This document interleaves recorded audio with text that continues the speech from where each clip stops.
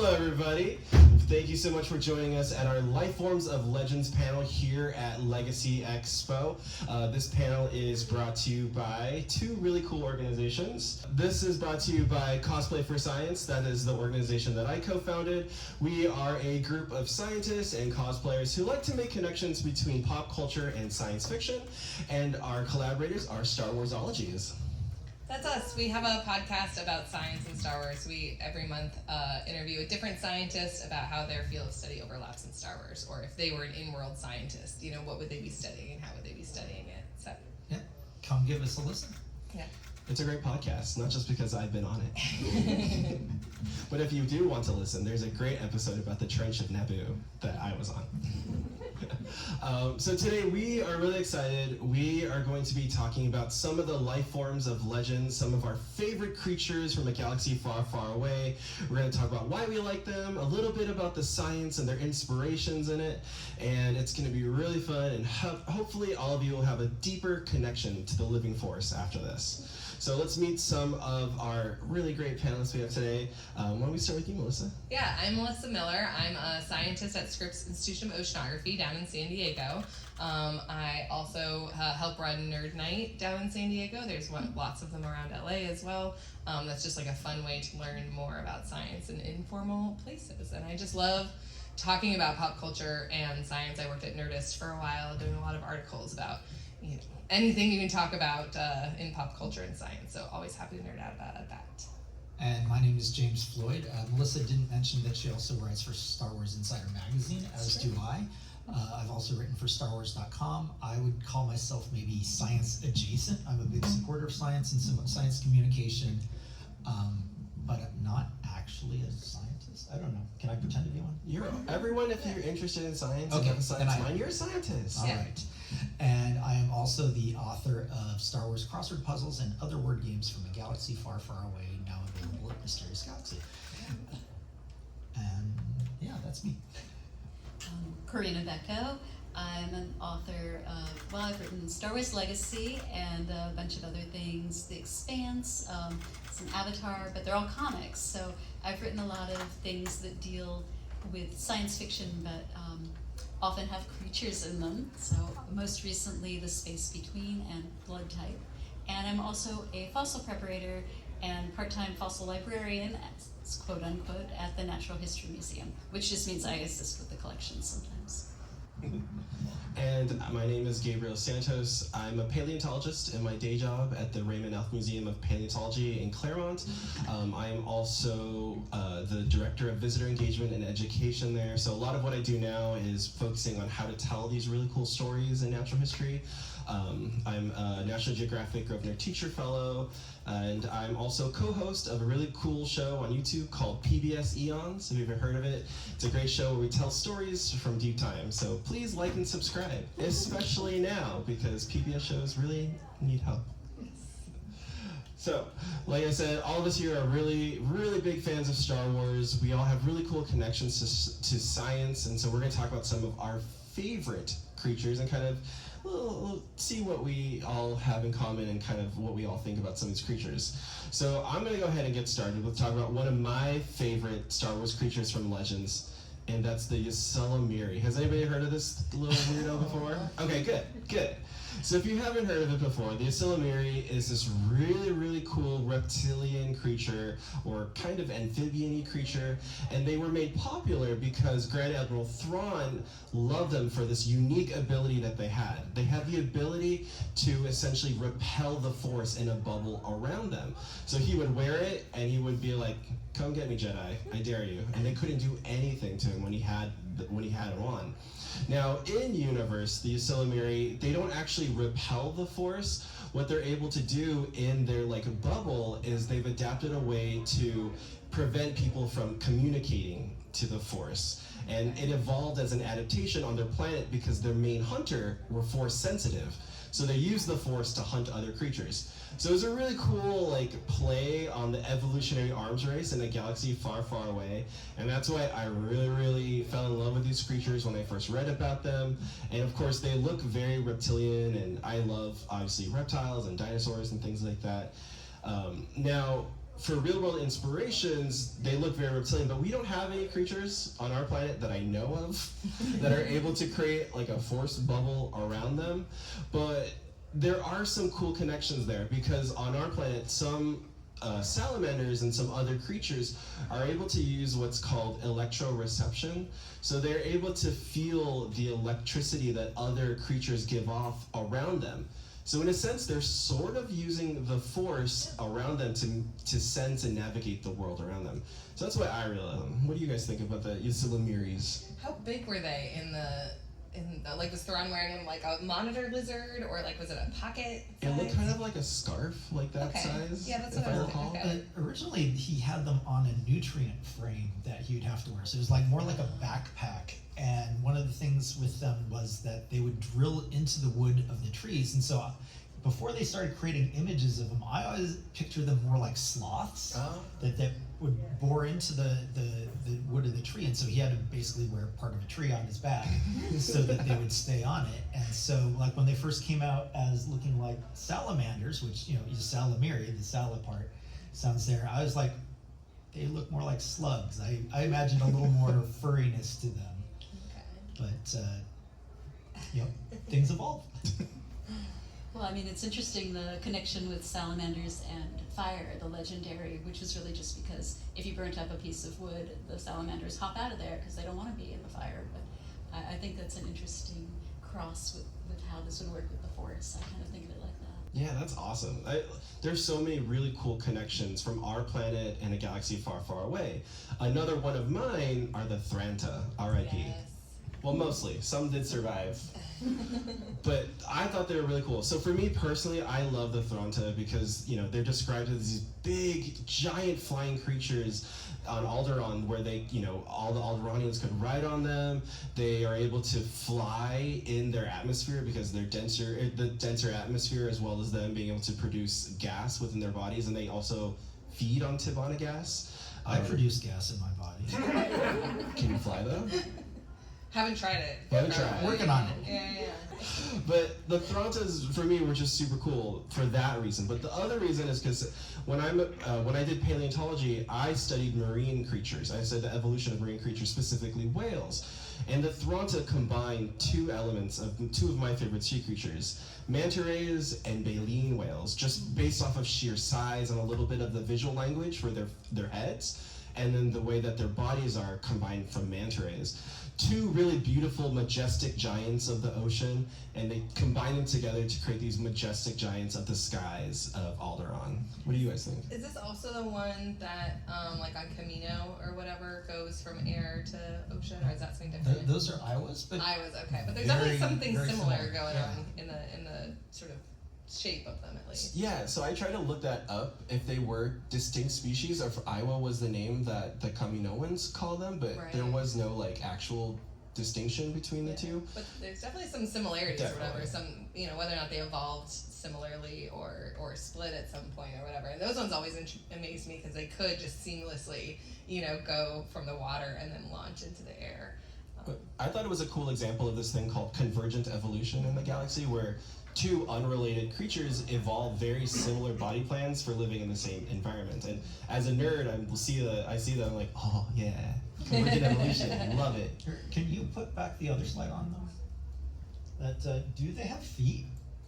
No, Can they land? Yeah. they don't land. They They can't don't. land. Oh. So how do they do important things that generally animals land to do, like have nests or have young? That is not explained in the world of Star Wars. But so whales don't come on land to give birth. They live in a weightless environment. So when they give birth, they're just floating, and the baby comes out, and it's able to swim fully. Right. So if these give live birth, it's possible that there's Just like flying over and Right. little babies popping out. Just one big baby. yeah, Right. one Yeah. just baby. Hope they survive that first fall. Well, and I was gonna say there's also some seabirds that like have feet, but they're not really good for like lifting off. So a lot of them that like live on cliffs and nest on cliffs, they fall and then take flight basically. So you could do that too. If it like came to a rest at like the top of a cliff or something like that, if it needed to, it could potentially have a nest there. Getting around, I'm picturing like sort of pterodactyl wings shape. That's not quite what these guys have going. And then you just start falling to get off the cliff. So that could be a way for their young if they're not. But I love the idea that it's just like a giraffe, right? Like, all right, let's go. You know? Let's go. Yeah. I think the thing I'd be most afraid of is how they produce waste. Yeah, you definitely see the shadow. Like, don't look up. Yeah. Mouth closed. Yeah. Well, they consume gas primarily, right? So Do you just excrete gas? They just fart all the time. That's the only it's waste they just produce. constant. Well, and I'm thinking manatees too. Like, don't they regulate their depth based on like gas? That's Right. true. So it's like they're too far up or whatever. They'll fart and then they go sink lower. So it could be some of that where like in the morning you see them super high in the atmosphere, and then like by the evening they're like low. lower. They've deflated a little bit. Yeah, exactly. You know, there's migrations in the ocean of animals, so why not? Well, that's the cool thing about the Star Wars galaxy is so many of these creatures, though they were inspired by creatures in our world, there's so many questions for nerds like us to have hour-long conversations about how Thrantas fart to maintain altitude. Follow up. You heard it here first. I do have a question. If one had red eyes, would it be a Grand Admiral Thranta? I almost warned the room that if there was a dad joke, it would be coming from this direction, but you just it didn't even have to be. That's a good one. That's, Yeah, they do. Yeah. Oh yeah, definitely something up there. Yeah. So it's good though. I like Out that. of their eyes, would they be raised? Nice. All right. Okay. We'll leave time at the end for a pun off if needed. So.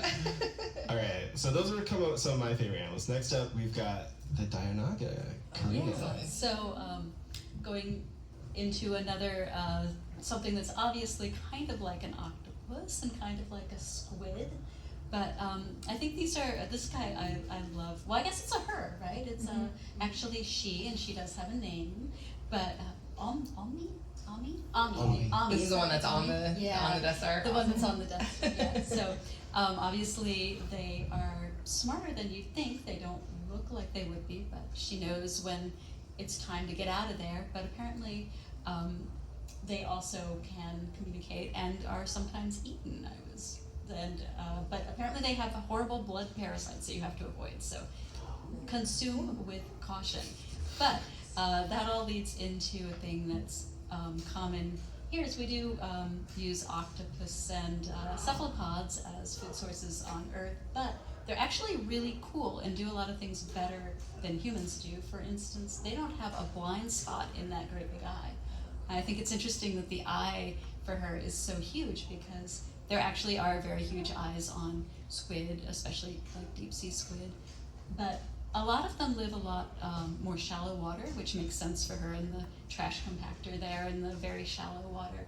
But the interesting thing about their eyes is they, speaking of convergent evolution, are not, they don't have the same type of eyes that we do. We have eyes, they look superficially the same, but their eyes operate differently. They're actually formed in a different way, and the optic nerve runs in a way so that, that blind spot, totally not there. And also, you would think they can only see in black and white, but apparently they can see in color because of the way they use their eyes like cameras. It's very interesting. Cool. I wonder if Dianogas too have them, the like octopus and cuttlefish can change their coloration and. I was wondering that. Yeah. I know those don't go hand in hand necessarily, but how cool would that be? I do know that they would often change color based on their diet. So flamingos and shrimp, what they eat will affect the coloration that they get, which makes a fair amount of sense. If you're hunting those things, blending in is always a good idea. Right, exactly. I do kind of wonder what exactly she was eating in there. Like, what is the garbage that she likes? I don't know. Right. She's hoping that people throw down their lunch scraps. Yeah. Right. Palpatine's like bantha steak. He just didn't feel like eating that day. Right. Yeah. I mean, I bet there was a lot of waste. I bet that they just all the time were getting rid of things like, it's not salted correctly. Right. Well, okay. oh, if you ever saw the Phineas and Ferb Star Wars, anyone see that? No. That there is this awesome bit where it turns out there was a perfectly good hoagie thrown into the trash compactor, and Doofenshmirtz uses the Dianoga to fish it out. Nice. Okay. So the answer is yes. Yeah. Well, and I remember from Terrell Whitlatch's wildlife book, I don't know if anyone had this, but like when episode 1 came out, there was like a wildlife guide for Star Wars. So good. And the Dianoga one is like on the Coruscant page, because it's just talking about like urban pests or whatever, and there's one like an eyeball coming out of the toilet, so like new fear unlocked there. But I think it also said that they grow to whatever size they're given. So like if one is living in the pipes of your like house on Coruscant, like it's gonna be pretty small or whatever, and it can just sort of subsist. And of course they could that. fit through those pipes because no bones, just maybe a little. Just the beak is The their beak? limiting. Yeah. But then there's the one, I think there's one in a Bad Batch episode or something like that, where it's just like this monstrosity sort of in a very shallow pool. So I always thought that was a cool idea. I don't know if that's actually a thing or if that's a myth with goldfish. So But- it's called indeterminate growth, and so Okay. some organisms have that where they grow to the size of the nutrients and the size of their environment, right? So goldfish are a great example. We keep them in small containers. We don't give them that much food. They can only get so big. But if you accidentally release a goldfish, that's why there's such big invasive problems in a lot of places, because they will grow and consume everything in their environment. So if you can go out in parts of the United States and find these giant goldfish. So big isn't metaphorical. No. They're It's big. So another one that you wanted to talk about is this one, which I actually had not heard of. Me either. That's because this is one that I made up. Yes. Yes. So this was in the book that I worked on, Legacy. So my co-writer and I, but I always was in charge of doing the creatures because obvious reasons I have the zoology degree, so made sense. But anyways, this guy, I thought I wanted something that was kind of like a elephant, kind of like a rhino, something people could ride and use, but would could be used for agricultural purposes or whatever. And in this scene, they have to break them like a horse so that somebody has to ride them. And it was not successful for her. Ultimately, it won. So, That's so cool. but basically, so what I was thinking of more even than a rhino or whatever was, of course, I work with fossils, and I was thinking about an extinct animal that lived during the Permian. That's and correct my pronunciation, if you will, but moss chomps, right? I always think of how much moss would a moss chomp. Moss. But they were herbivores, but their cranium shows in some specimens that they might have actually like butted heads, and they were maybe really ornery. And they have this kind of sprawling gait because they're synapsids, so they're not quite a reptile, not quite a mammal yet. They're really early, but they could get bursts of speed apparently based on but probably over a very short distance. But just look at them; they look like they could haul a cart or something. Yeah. If you've ever looked at organisms from the Permian, they're all so weird. They're so weird. I love that. I use that time period a lot when I'm thinking of creatures to write. Yeah, That's great. the saying that the real world is stranger than fiction is so true when it comes to paleontology. Like looking back at some of these extinct organisms, they're ridiculous. Like moss chops, like even in the marine realm during the Ediacara, if you have time to look that up, this is a time when all organisms just look like aliens. No bones, everything was soft-bodied, super cool. And a lot of those did inspire Star Wars as well. Yeah. How fun. So did you just sort of go from like the story purpose of it, and then from there? Yeah, we knew what we needed for the plot, and then obviously, a lot of the details are left up to the artist. But in this case, when I'm doing creatures and creature design, I usually send them photos of things that, well, obviously, not a photo. Right. These are some Yeah, Polaroids like you a- took. yeah, and I time travel, but unfortunately no. But Okay. I try to find things that, to the best of my knowledge, are real world, and then so we can go from there and have at least some of the ecology work. Yeah. And I was thinking, I don't know when did your story come out? When Oh, it was what year? roughly? Probably, yeah, I think that's. Okay. 2014. Because I was definitely I'm thinking. so bad with Yeah, I think 2015. I think that's right. The purposes you were sort of listing off, I definitely immediately started thinking of the blurg, right? Which then showed up again in Mandalorian or whatever. But I think we're like an Ewok specific thing back in the 80s, right? Am I making that up? Yeah, okay. I seem to remember that Ewoks riding them, using them for agriculture and stuff like that too. I mean, it's great when you have to imagine the whole world. I feel like it makes it a lot more rich. Yeah, no, super cool. Well, like that's when you brought up Tara Whitlatch's book. I think one of the cool things about when they do creature design in any franchise is a lot of those folks have backgrounds in, you know, zoology, anatomy, and they used that background that they have to really create not essentially realistic but believable organisms, drawing inspiration from our world. And if you can find that book from Tara Willach's, what was it? Wildlife Star Wars. Yeah. That was my Bible growing up. Essentially, I ruined a copy of it, so I had to find a new one. But also, there's another new book that came out called Star Wars Bestiary, which does something very similar. So if you're interested in this kind of stuff, there's really cool ways you can further your own knowledge of it all. Yeah, I think one of the cool aspects of these books is that because of their background in anatomy or zoology, you look at it and you can recognize parts, and it works because they make sense. The same way that, you know, in our real biology, it makes sense that so you don't just have like random things hodgepodged on. It's like, no, that works because the muscles would work this way, and if the leg is further out rather than beneath, you know, there's different changes. And so like we look at the moss chops here and the Yarthol, and you know, it makes sense. It looks very different. And certainly I would not want to ride one. I don't think I would get the money from Turned out to breaking be one a in. terrible idea. Yeah. But Well, but that's also an interesting thought process. I like to think about like what could be tamed, right? What would be used for agriculture? What would be ridden? What would be a pet versus what would be just left to its own devices, right? Like, and I don't know exactly how that works. And obviously we don't have examples of that from the moss chops or whatever. There wasn't, you know, they didn't overlap with humans or whatever. But I always think that's interesting because there are certain animals that like either we don't try or we know not to try because 10,000 years ago. Honestly, that thing looks like something I would try to pet and be sorry. Right, yeah, right, exactly. It's all like the videos in Yosemite. People Right, trying to yeah. perform. Exactly.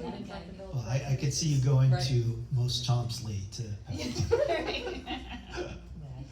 Alright, so moving on. Sorry. I had a Dianaga one, but you guys moved on. Oh.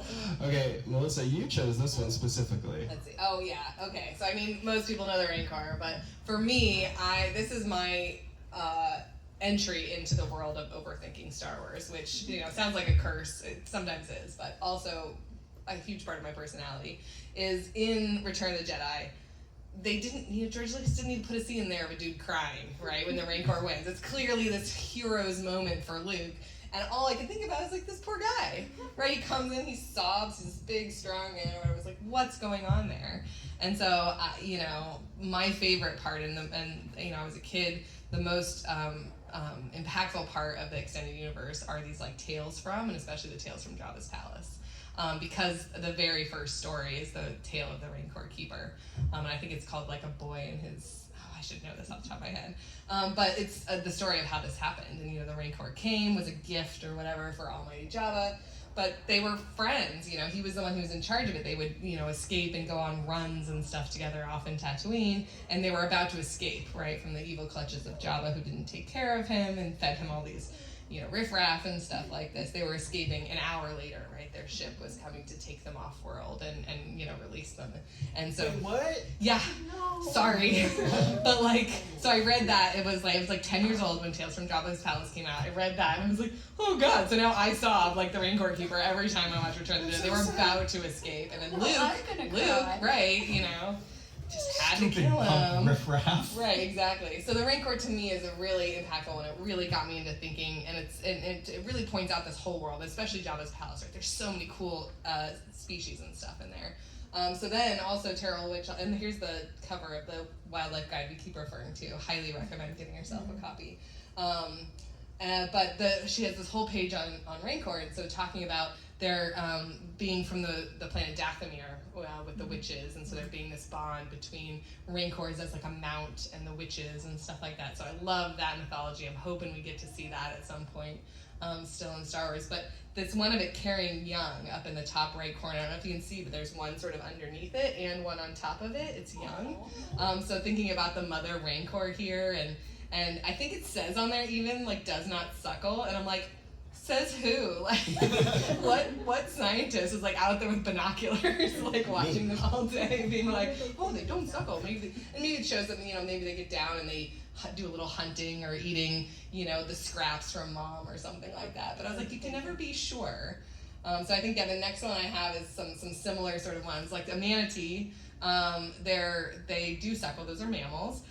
Rancors are reptomammals, which isn't really a thing we can kind of allude to, but manatees don't have nipples where you might expect them, but they are in their flipper pits, their armpits. So like that's 2 suckling babies on that manatee in the picture.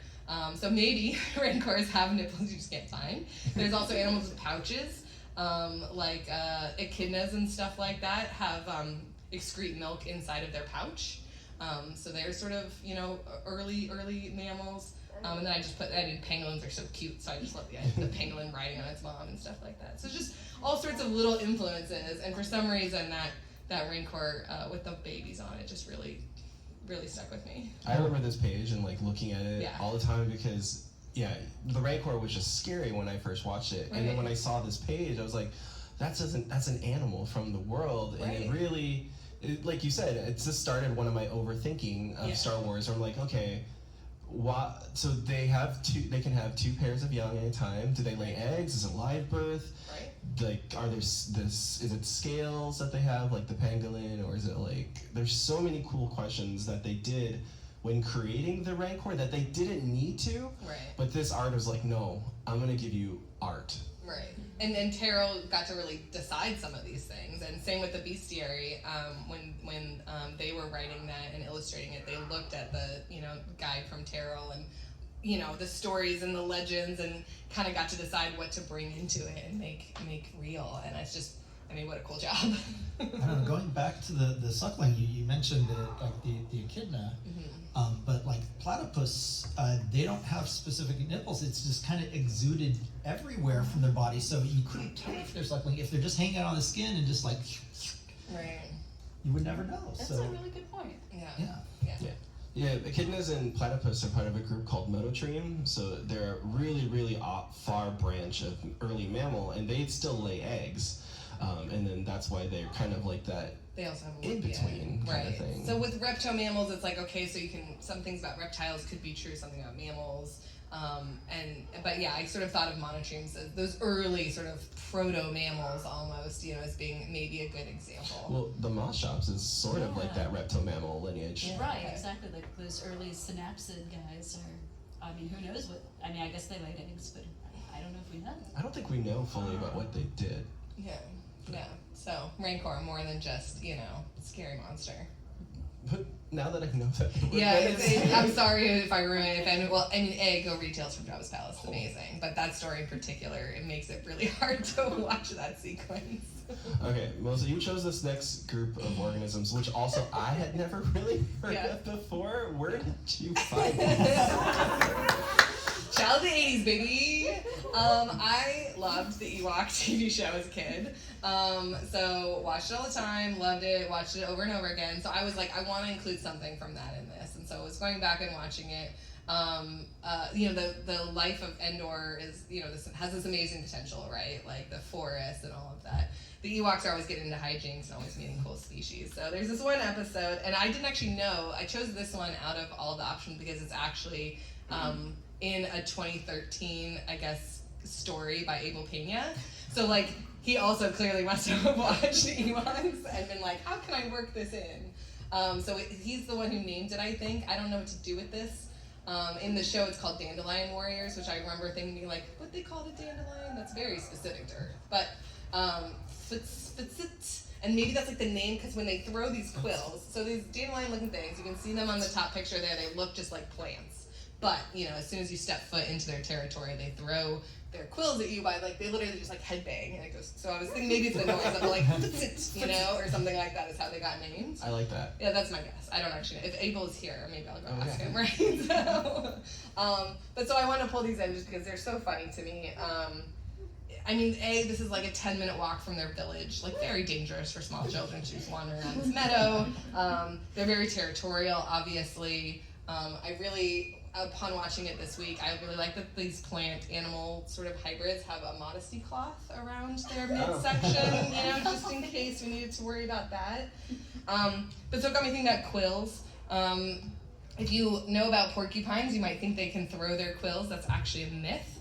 The porcupine quills are just super, it's sort of the same as if you've ever been out in Joshua Tree, the a jumping cholla, they call it. It doesn't actually jump, it's barbed, and if you get anywhere within a molecule of it, it like attaches to you. So that's sort of the same as porcupine quills.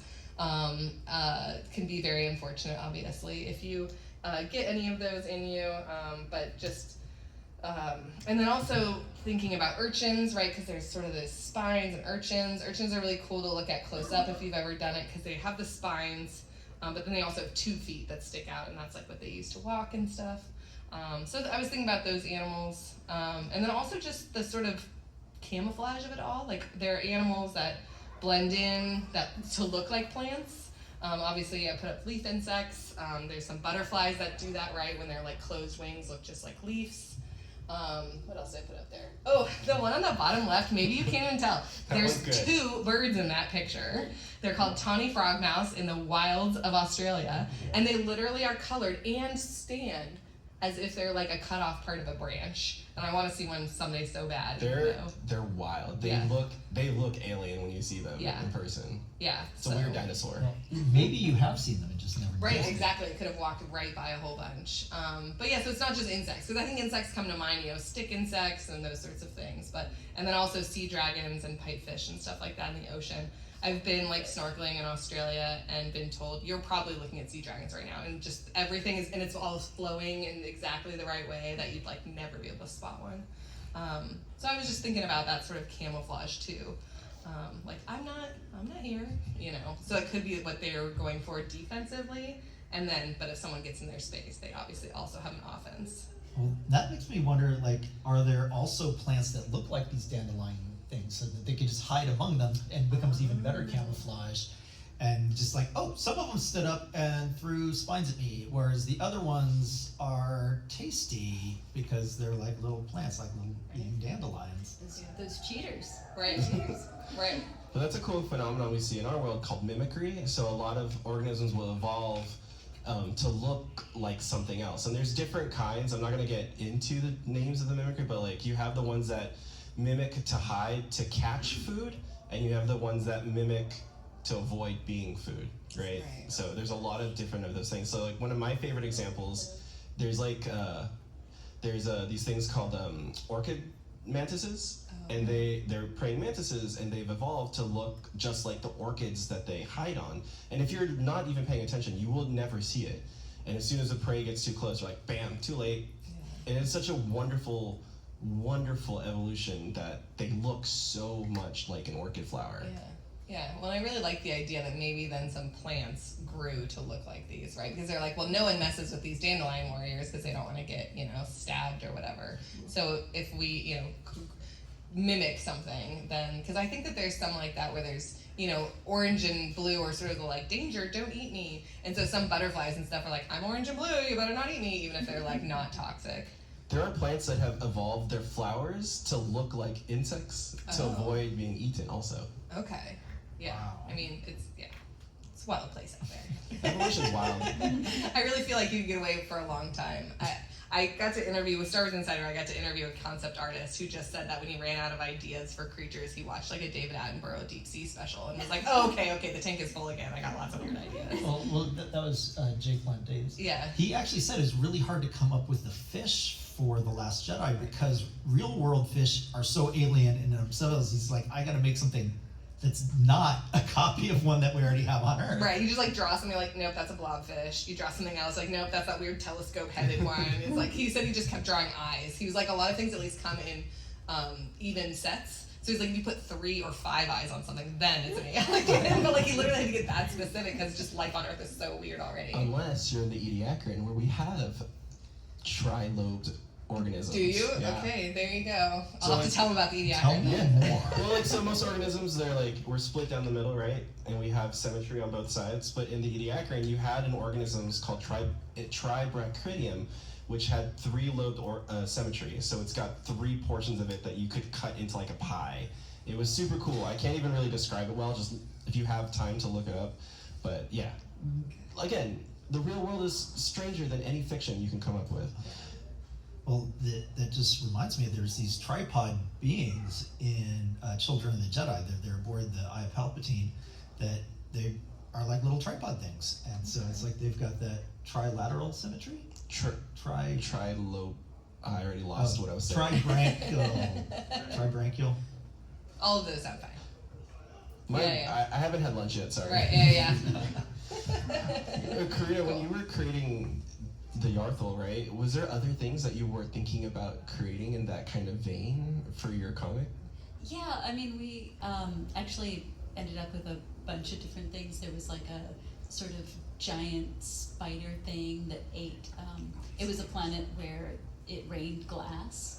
And because a lot of planets, you know, the chemistry would be such that it would be different. So this thing would come out in the rain and it would eat up the glass that was left. So there was, the thing I love about writing for Star Wars is there are all these different planets, and you figure, once you start thinking about the chemistry and what was in the atmosphere, you can come up with some wild creatures. Yeah. There's always a spider for everything, I've noticed. In science fiction too. It's like no matter what type of planet you're on, there's a spider Now there. I'm imagining, these glass-eating spiders, and you put them with the crystal foxes on crate. What happens? No, don't do that. Oh, no. This is why it's very important to not, invasive species, Yes, right? because Glass-eating that's- spiders, very well suited for that, but it could keep devastate. them away from there, please. Yeah. Those ones are cute. All right, James, you chose some really unique organisms for your creatures. The Voxen? The Voxen. I decided you guys were all going for like semi-soft and cuddly. So I went for the Voxen, which you remember from the New Jedi Order. It was a hybrid that the Yuuzhan Vong made of the Yuuzhan Vong's Feroxen and then the Vornskers that hunt the Ysalamiri, and it was designed to be like the ultimate Jedi hunting and killing machine. And it was like 12 feet long, and it had claws, it had a barbed poisonous tail, it spat acid, because, why not? And then what else did it have? It had... Is this the Star Wars xenomorph, essentially? Basically, yeah, that it's... It has 8 limbs. It is 8 also limbs? a spider. Everything's a spider. Everything's a spider. And it has a sonic screech. So it's basically just like all the worst of everything you can put into one creature. And so it was a really, really tough challenge for the Jedi to face. Most Jedi alone would not be able to kill it. You had to have like packs of Jedi to take on a Voxen. And it's kind of it's a mismatched creature, but it was genetically engineered by the Vong, and they had a specific purpose for this. And of course, because it was a Vornsker, they could hunt through the Force, so they could track down the Jedi on the battlefield, or be alerted to, hey, there's Jedi attacking our base. Maybe we could go do something about it. And so it is kind of the apex predator's apex predator, essentially. Cool. I don't like it. No, it's really interesting because it does, not that we're surprised, I guess, by the idea that they're hybridizing things and optimizing things, but that's just sort of a whole interesting, right? That would take a whole branch of science from this, group. Well, the Yuuzhan Vong, they have a unique vision of life and what they're able to do, because all of their technology is bio, Yeah, it's all living. right? It's all living technology. Okay. So for them, this is probably just like a Sunday. Yeah. Cool. That's neat. I still don't like it. That's All right, because you're a James. Jedi. James, this one was really cool. I looked it up after you sent it. The Castle Energy Spider. All right, we're back We're to talking spiders. a It's lot. all spiders all the time here. So this was from the Jedi Academy trilogy by Kevin J. Anderson. It lives on Kessel in the dark, and it actually, its webs are essentially the real spice that gets mined. Before, Solo, when we saw the spice mines there, this is what was laying the spice were these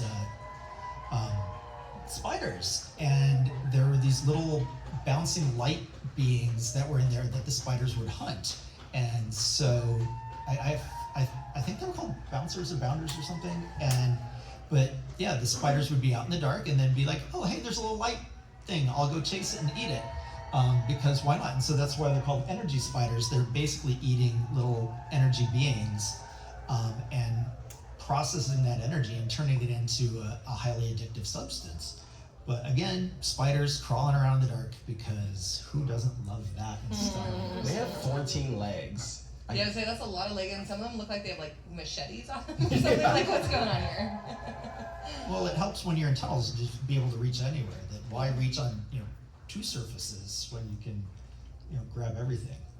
This one I found interesting too, because we were talking about this earlier, right? When people are creating new organisms for the world of Star Wars or any science fiction, they draw from our world, right? A lot of times they'll just change a little bit just to make it seem still familiar, believable, but kind of alien. This one I feel like really went super far into the world of Alien because it doesn't feel familiar like in the way that we view life, I think, and that's why this one to me was just so weird. Well, some sea stars do grow like 10 and 12 and 20 arms, so Sure. that having a spider that do that, maybe it evolved. There were some mutations that went from the normal amount, and they're just like more and more. And now you see it like legs are just coming out everywhere. Yeah. With blades. Right. Well, and there are also bacteria, I think, that like eat electricity basically. So in terms of, being able to process that into energy or something like that, it's like there is some sort of, Hey, precedent for that. why use chemical energy to get your energy when you can just get straight up electricity? Right. Yeah. I mean, some people have theorized you just need an energy gradient to have life. So Okay. Yeah. Or if it's really like a light thing, also think like photosynthesis. Like this spider have solar panels, equivalent. Oh, that's what the things at the end are. They're just solar panels. Yeah, maybe. it's not nice. No, I think those are nice. If I could photosynthesize, that'd be great. I would save so much money on food. Yeah, there you go. Especially in California. Yeah, exactly. Especially here. Yeah, exactly. Okay, well that kind of does it for the animals we decided to share some of our favorites. We have time for questions if anybody has any questions about their favorite organisms in Star Wars or just kind of how science and Star Wars work hand in hand. I was curious on your thoughts going back to the Dianaga, because she has an eye stalk as opposed to her eyes being like an octopus's eyes being inset to its skull. Do you think she would also have a donut-shaped brain?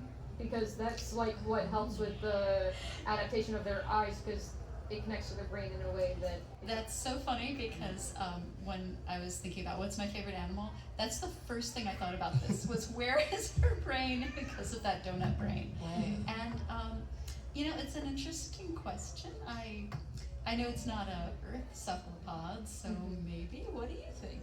What is a donut brain, real quick? Oh, you yeah, both right. use that Sorry, word I like should it's just a probably known say thing. I just assumed, she knew it. I knew it. Yeah, no. I was like, I know what donut brain So, means. yeah, there's this odd thing where basically because of how the neural ring is, when they eat food, it goes basically through the brain to get to where it's being digested. The esophagus passes through the It, brain. yeah, Oh, okay. Esophagus passes through the brain, Yeah, so there's because like there's literally a hole. built on a circular plan, so Okay. it's the brain is not like where ours is above, and yes. Right. Wow. Do you have an opinion? On where the brain for the Dianaga Yeah. is? I mean, that seems plausible.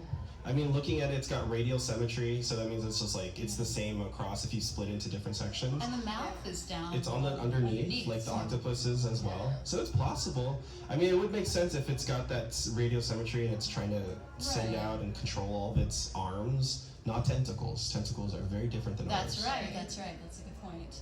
And I'm still just had my mind just blown now about learning about this donut brain. Yeah. yeah, it's odd, right? It's, Yeah. That's So super cool. cool. and apparently, there's also ways that their arms can kind of move. Their arms are almost independent too. So, Right. I mean, it's very possible that she has, maybe it's a whole body network of neurons that functions as a brain. Maybe she's super smart. I don't know. Her whole body is just one brain. Yeah. Cool. Well, my Dianaga don't want none. Okay.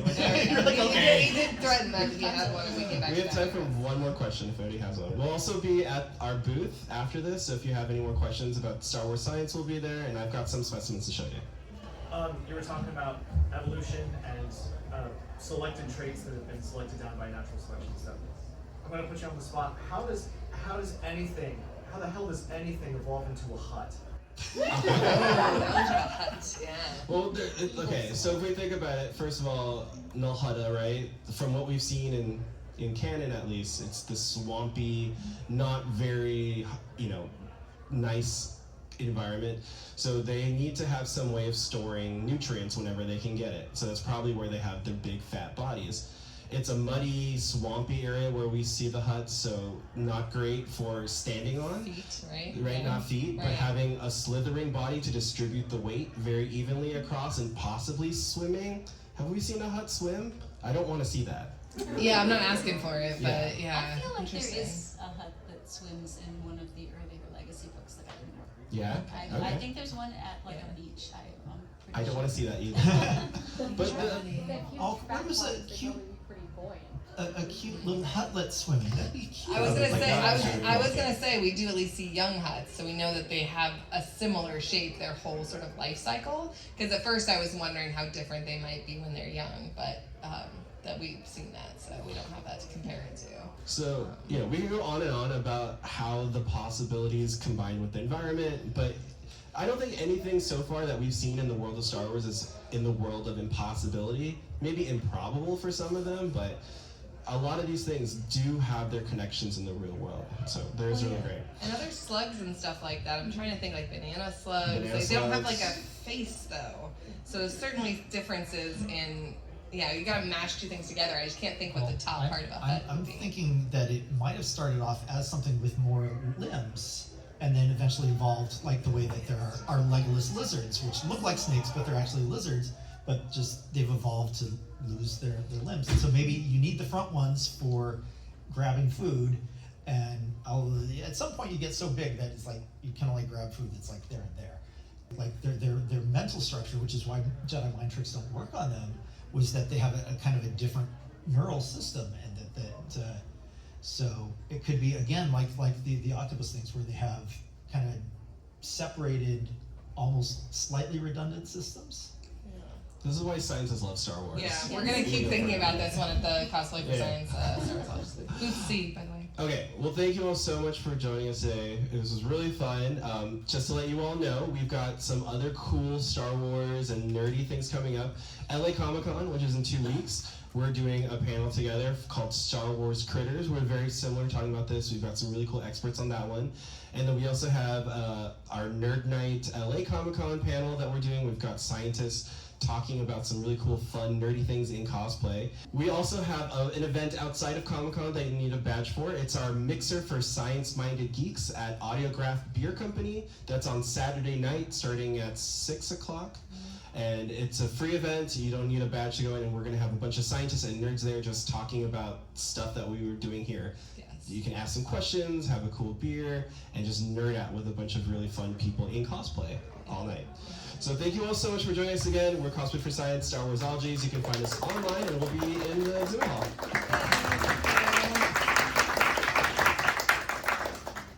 That hut one really got me. I don't think there's. Yeah, now I'm gonna be up all Because night those little thinking of tiny huts. arms kind of does make sense. I don't for think them huts being have smaller. bones though. Yeah. They're just like Well, filled. he's gotta have something in the arm. Built So to. are they arms or are they now tentacles without? Are they reinforced? Yeah, that's what I'm thinking. Yeah, they have to have bones. You want me to use right? your phone? They have a semi-upright posture. Right. Yeah. Exactly. Because how else is he? I was gonna say also they're Yeah, let's because take they're a weird photo. a sentient being. It's a little James, different you want your evolution wise. puppet? Oh yeah. Yeah. Yeah. Well, yeah, exactly. And the sentience definitely comes into it too. The intelligence and all that. That's the wrong color. Well, I want to know what he thinks too, because that guy that asked works at NASA. So like, I'm curious if he's got I know. that, right? Like, He's like taking notes. Like, must find weakness on hut beings. right? Yeah. What does he know that we don't know? What did they find on Europa? Right? Oh my goodness. Oh my goodness.